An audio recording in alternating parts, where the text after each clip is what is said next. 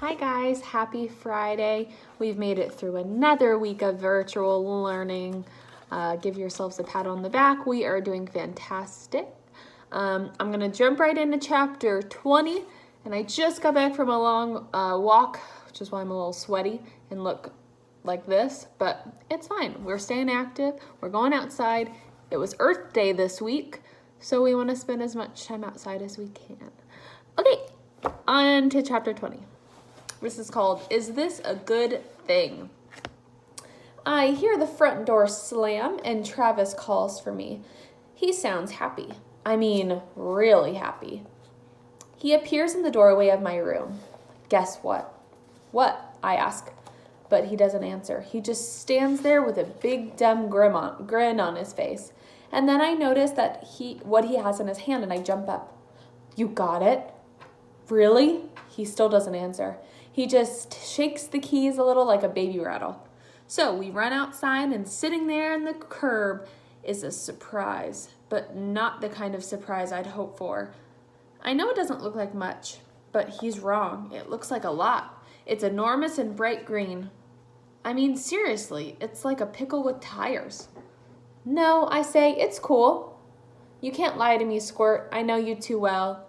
Why are there lines on it? I ask, leaning in. Oh, well, I guess that I had the car painted with a little brush instead of a spray gun.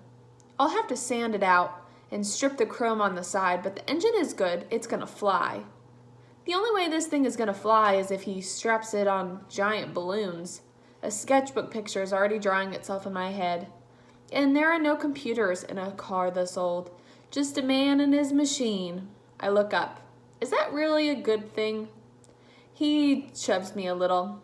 You'll love it when I can take you places, like to the beach, Six Flags. I look up quickly. Really? Wherever you want to go, Squirt. I had never imagined that his car would be our car that would take me places. You want to take it out with me now? Sure. Am I pushing or pulling?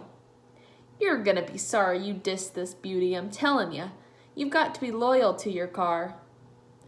Travis, you do know it's only a car, right?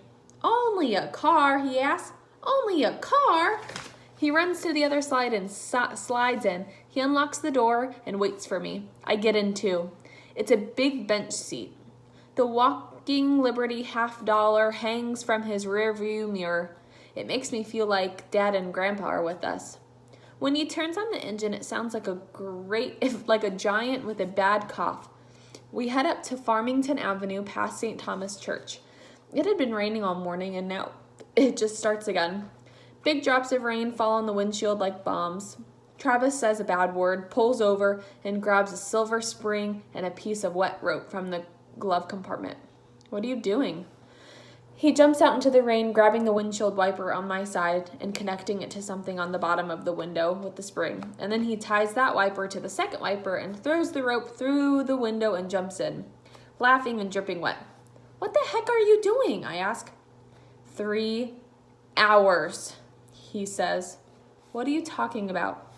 3 hours after this thing was registered this morning, the wiper motor went out.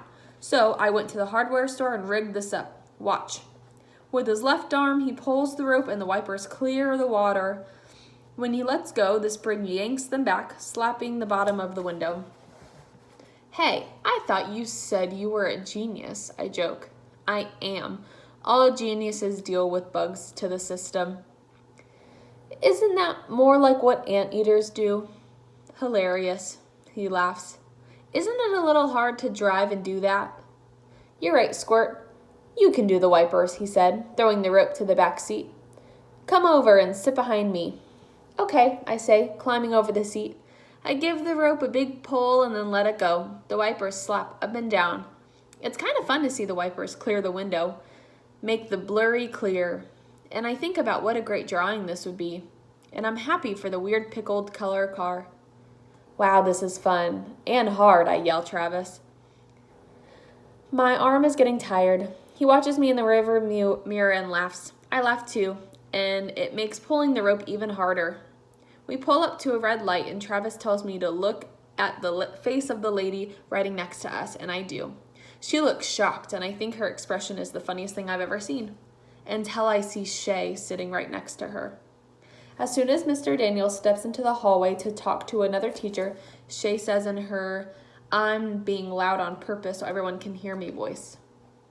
"So, Jessica, yesterday I saw that Allie riding in this disgusting green-colored car that I can't even believe was allowed out on the road. Allie had to pull a rope to get the windshield wipers to work." "You must be joking," says Jessica. "Allie, what junkyard did you find that heap in?" Jessica laughs like she's supposed to. I try to ignore them. My mom has always said, you just ignore mean people because they are only trying to get a rise out of you. I mean, what kind of loser would have a car like that? Probably the one thing your mother can afford. Finally, I can't take it. It's my brother Travis's car, and it is not a loser car. Oh no, it's a loser car, all right, and I guess that makes your brother a loser. They laugh. I didn't think there could be a bigger loser than you, Allie, but I guess I was wrong. Shut up, I say to Shay, just as Mr. Daniels walks back in. You're the losers, you, not him. Allie, Mr. Daniels calls. Come here, please. What? I ask, trying not to sound disrespectful. I haven't known you to name call before.